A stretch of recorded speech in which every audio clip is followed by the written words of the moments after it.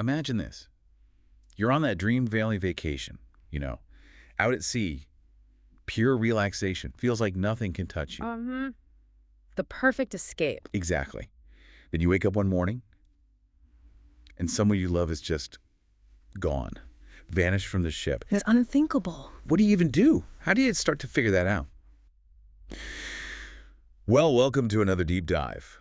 We take the source material you give us, and we really try to pull out the core insights. Yeah, get to the heart of it. Today, we're diving into one of the most baffling, frankly, unsettling mysteries of the ocean.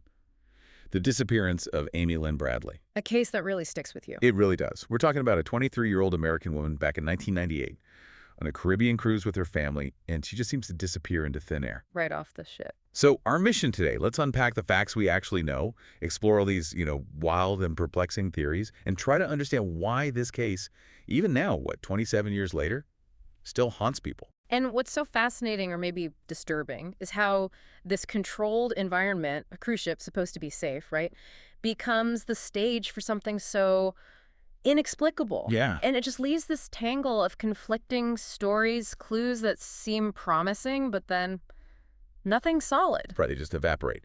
Okay, so let's start with Amy herself. Her background is really important here, I think, sets the stage. Definitely. Amy Lynn Bradley, born May 12, 1974, from Petersburg, Virginia. She just graduated from Longwood University, degree in sports psychology. So, educated, had plans. Exactly. Yeah. And known for being a really strong swimmer. She was even a former lifeguard. That's key. Very key. Remember that detail. Her family paints this picture of a vibrant young woman. She'd actually come out as gay to her parents, Iva and Ron, during college. And they were, by all accounts, incredibly supportive. Just unconditional love there. That's good to hear, a stable family background. Yeah. And this trip, the cruise, it was a big deal. Her dad, Ron, he's an insurance exec. He won this all-expenses-paid family cruise. Wow, lucky break. For sure. Amy was apparently a bit apprehensive at first, didn't love heights or the open ocean, ironically. Yeah. But she was really excited because her younger brother, Brad, was going too. Sibling bond there. Right. Plus, she had plans. Sure. She was going to start a new job when she got back, cutting back her hours at Ruth's Chris Steakhouse. So looking forward to things. Okay, so she has future plans, family support. Exactly. So the family boards the Royal Caribbean ship, the Rhapsody of the Seas, March 21st, 1998. They're heading to Curacao, a Dutch Caribbean island. Beautiful place. And if we kind of step back and look at the bigger picture here, her plans, her swimming ability, these aren't just like footnotes. No. They're really crucial pieces when you start looking at the different theories about what might have happened. They suggest someone with a future, someone capable in the water. It makes some of the simpler explanations feel, well, less likely. That's a really good point. Hold on to that. Okay, Yeah. Let's get to the night before she disappeared. Monday, March 23rd. This is where things start getting fuzzy. The critical hours. Yeah. Amy and her brother Brad, they stayed up late. They were dancing, drinking, apparently having a good time with the ship's band, Blue Orchid. There was a disco party up on the 9th deck. Sounds like a typical cruise night. Right. A videographer, Chris Fenwick, actually got some footage of them dancing. And one specific band member, a guy named Alistair Yellow Douglas, he was seen with Amy quite a bit that evening. Okay, so he's on the radar early. Definitely. So Brad heads back to their cabin, which was on the 8th deck, around 3:35 a.m. Amy follows him just about 5 minutes later. And we know this pretty precisely because the ship had those computerized door locks. Ah, time-stamped evidence. Useful. Very. Brad later said they sat out on their suite's balcony, talked for a bit before he went to sleep. You thought Amy stayed out there, maybe stayed awake longer. Okay, so that window between her getting back to the cabin, say around 3:40 a.m., Right. and when her father notices she's gone later that morning, that becomes this crucial but incredibly murky period. Every little detail in there, even stuff that seems tiny, it carries so much weight because that's where the clear story just kind of unravels. Yeah, it phrased completely. And those first hours are so critical in any missing person case, right? Yeah. But here, they were just immediately clouded by these conflicting accounts. Compromised right from the start. Absolutely. Yeah. Which leads us straight into the morning of March 24th. This is where the confusion really ramps up. Ron Bradley, Amy's dad, he wakes up sometime between, say, 5:15 and 5:30 a.m. Early morning. Still dark out, likely. Yeah. And he sees Amy, or what he believes is Amy, asleep on a lounge chair on their balcony. He specifically said he saw Amy's legs from her hips down. Okay, he sees her there. He sees her there. He dozes off again, and he was quite clear. He said the balcony door was closed at that point. Closed, got it. But then, around 6 a.m., Ron wakes up again. And Amy's not on the balcony anymore. She's gone. Her cigarettes and her lighter, which she apparently had with her, are also missing. Okay, so somewhere between roughly 5:30 and 6 a.m., she disappears from the balcony. That's his account. He quickly starts searching nearby common areas, then wakes up the rest of the family around 6:30 a.m. to tell them Amy's missing. Understandable panic setting in. For sure. But here's the first major snag. While Ron insisted that balcony door was closed when he saw her, other reports, maybe from other family members or initial crew interviews, suggest the door might have been open. Huh. Okay, a discrepancy right away. Closed versus open. Seems small, but... But it matters, right? It feeds into the ambiguity. Mm. And it's not the only conflicting piece from that exact time frame. Oh. Get this. Just as Ron thought Amy was asleep on their balcony around 5:03 to 5:45 a.m., 3 other witnesses later claimed they saw Amy up on the upper deck. The upper deck, not the balcony. Nope. And she was supposedly with that same band member, Alistair Yellow Douglas. They said she was holding a camera. With Douglas, okay. And these witnesses also testified they saw Douglas hand Amy a drink, something dark-colored. Then Douglas was apparently seen leaving that upper deck area alone shortly after 6:00 a.m., around the time Ron woke up and found Amy gone from the balcony. Whoa, okay, hold on. So Ron thinks she's asleep on their balcony around 5:30. Yep.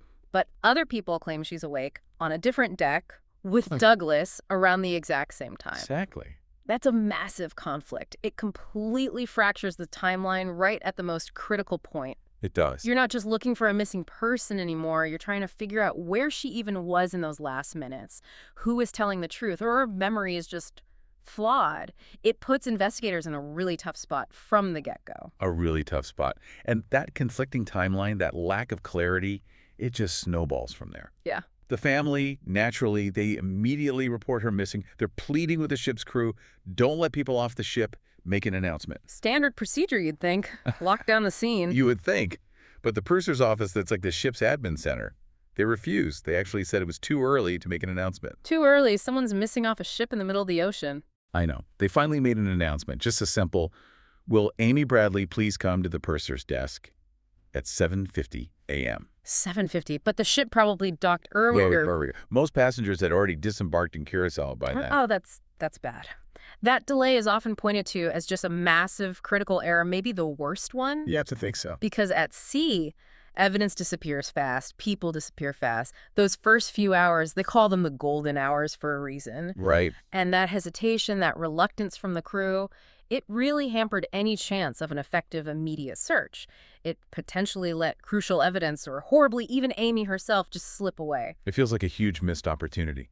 Yeah. And it gets stranger. The crew did finally search the ship, but not until between 12:51 p.m. and 1:00 p.m. that afternoon. Yeah. Found nothing. Hours later. Hours later. And then, remember Amy's brother, Brad? He recalled something deeply suspicious. Shortly after Amy went missing, before any ship-wide announcement was made, Alistair Douglas, Yellow, approached him and said something like, "Hey man, I'm sorry to hear about your sister." Wait, before the announcement, how would he know? Exactly, Brad's thought. Super suspicious. The FBI did interview Douglas later. They gave him a polygraph test. A lie detector. Yeah, which came back inconclusive, which, doesn't prove anything either way, but it doesn't clear him. No, it just leaves more questions. And Ron Bradley, the dad, he actually saw Douglas after that FBI interview, smiling and giving thumbs up to his bandmates. Douglas just denied knowing anything. That behavior, combined with the early comment, it definitely raises eyebrows. For sure. Now, despite the issues on the ship, there was an external search. The Dutch Caribbean Coast Guard searched for 4 days, until March 27th. Used helicopters, a radar plane. Royal Caribbean even chartered a boat. Okay, so some effort was made externally. Yes. And initially, the authorities, they leaned towards the simplest explanations. She fell overboard, maybe accidentally or suicide. The default assumption sometimes. Right. But the investigators dug into it, and they concluded there was, quote, no evidence that Amy, a trained lifeguard, fell overboard, was pushed, or committed suicide. And that official finding is huge. It basically dismisses the accident-suicide theories based on what they knew about her. Exactly. Given her swimming skills, her lifeguard training. It makes those scenarios seem much less probable. So if it wasn't an accident, it pushes the investigation firmly into territory like foul play or something else. Something else indeed.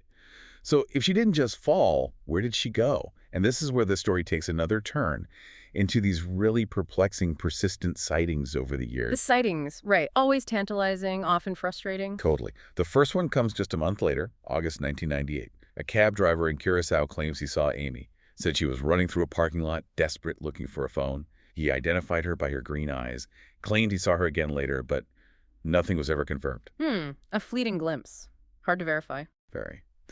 Then also, in August 98, this one's even more chilling, two Canadian tourists, divers, they were at a beach called Playa Porto Marie in Curacao. Okay. They see a woman who looks exactly like Amy. She's with two men, described as acting aggressive. And one of the men reportedly resembled Alistair Yellow Douglas. Douglas again. Wow. Yeah.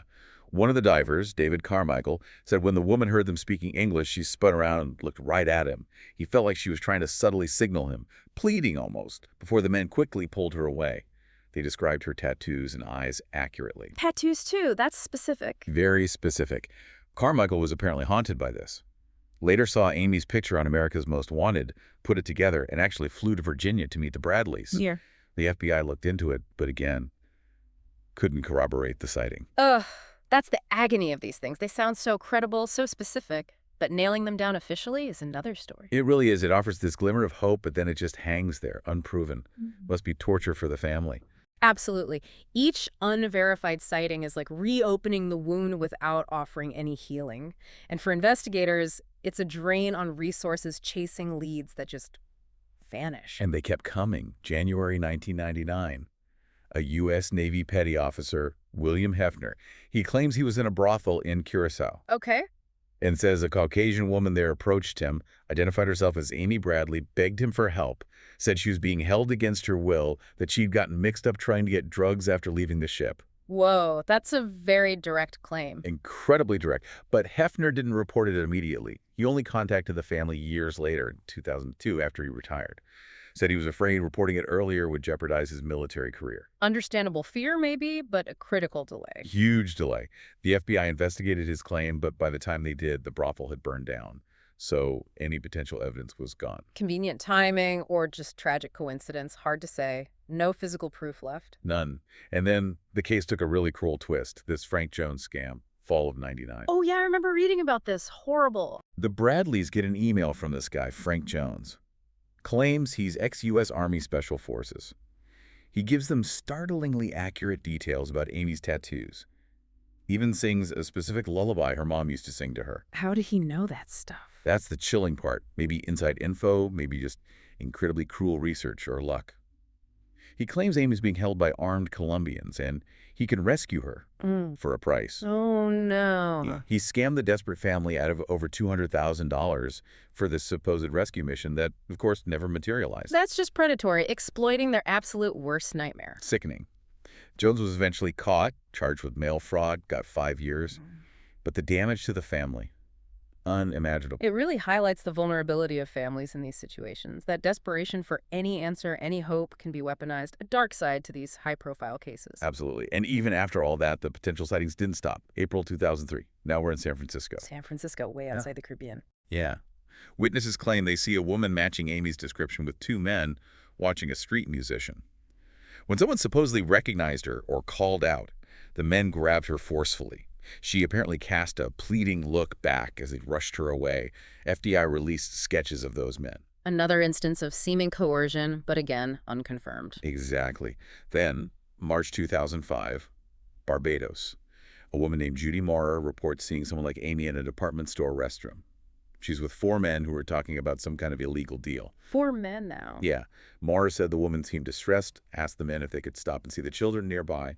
Later, the woman supposedly whispered her name was Amy, and she was from West Virginia. Close, but not quite Virginia. Slight discrepancy there, but still chilling. Composite sketches were made for this one, too. They were. And later that year, November 2005, things took another twist with the Dr. Phil show. Ah, the photos. Right. An image had been emailed to Amy's parents. It showed a woman, scantily clad, who bore a strong resemblance to Amy. It fueled speculation she'd been trafficked into sexual slavery. There were also other photos circulating online of a sex worker known as Jays, who looked remarkably like her. That must have been horrifying for the parents to receive. Can you imagine? The FBI looked at the photos, but couldn't officially confirm authenticity because, images can be altered. But they did bring in a facial comparison expert who opined that, yes, the photos likely were of Amy. Likely Amy. That's a heavy conclusion, even without 100% certainty. It is. Then, another potential clue, kind of out of left field. 2010, a human jawbone washes ashore in Aruba. Aruba. Okay, Natalie Holloway territory. Exactly. Initially, there was speculation it could be Natalie Holloway who disappeared there in 2005. But DNA ruled that out. Forensics suggested it was likely from a Caucasian woman. But any link to Amy? No definitive DNA link was ever established connecting it to Amy Bradley. Yep. So another potential piece that just fizzled out. First Street. And finally, after 12 long years, with no body found, no definitive sightings confirmed, Amy Lynn Bradley was declared legally dead on March 24, 2010. 12 years to the day. A legal formality, but doesn't bring closure. Not at all. And all these threads, the sightings, the photos, the Hefner account, they really start to weave together into these distinct theories, don't they? They absolutely do. And the trafficking narrative, fueled by the Jez photos, the brothel story, those sightings where she seemed controlled, it becomes a very strong and frankly terrifying possibility. It really does. So let's crystallize these main theories based on everything we've discussed. What are the big ones? Okay, yeah, let's lay them out. Theory number 1, kidnapped and sold into human trafficking. This seems heavily supported, or at least suggested, by Hefner's brothel account. Those Jez photos, the San Francisco incident, the Barbados sighting, all these moments where she seemed to be held against her will. Right, trying to signal for help, looking distressed. Exactly. It also keeps suspicion on people like Alistair Douglas, given the conflicting stories around him that morning, and that sighting in Curacao with men resembling him. And remember, the family mentioned photos taken of Amy by a ship photographer went missing. Adds another layer. That missing photos detail is intriguing. And the trafficking theory, while horrific, does seem to fit the pattern of these scattered, unconfirmed sightings over years and across different locations. What's the biggest hurdle for investigators with a theory like this, though? Even with all those potential sightings? The biggest challenge is always corroboration. Human trafficking networks are designed to be hidden, fluid. Victims are moved, identities changed, control is absolute. So confirming a sighting years later, tracing someone through that underworld, it's incredibly difficult. Leads go cold fast. Evidence is almost impossible to secure. It's a ghost hunt, often. Makes sense. Okay, theory number 2. Foul play on the ship.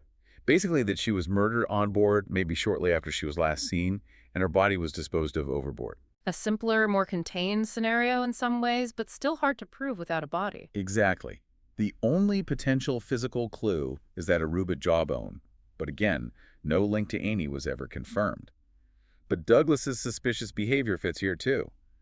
Those missing photos could fit. Even that weird detail about a ship waiter wanting to pass Amy a note asking her to go drinking just adds to the general strangeness on board. Douglas's actions, especially that early comment to Brad and his reaction after the FBI interview, definitely keep him central to any foul play theory on the ship. How much weight does that kind of behavior carry? The inconclusive polygraph, the smirking? It carries significant weight in terms of suspicion. It keeps him as a person of interest, absolutely. But suspicion isn't proof. Without more concrete evidence, a confession, a reliable witness to an act, physical evidence linking him, it remains a strong suspicion, a critical line of inquiry, but not enough to close the case or charge anyone. It points fingers, but doesn't land a knockout blow, legally speaking. Right, it still leaves you hanging. And then finally, theory 3. Fell overboard or suicide. This is the initial idea floated by authorities. The path of least resistance, perhaps, initially? Maybe. But it just bumps up hard against the facts we know about Amy. Her strong swimming skills, lifeguard training, makes an accidental fall seem less likely. And there was zero evidence pointing towards suicide.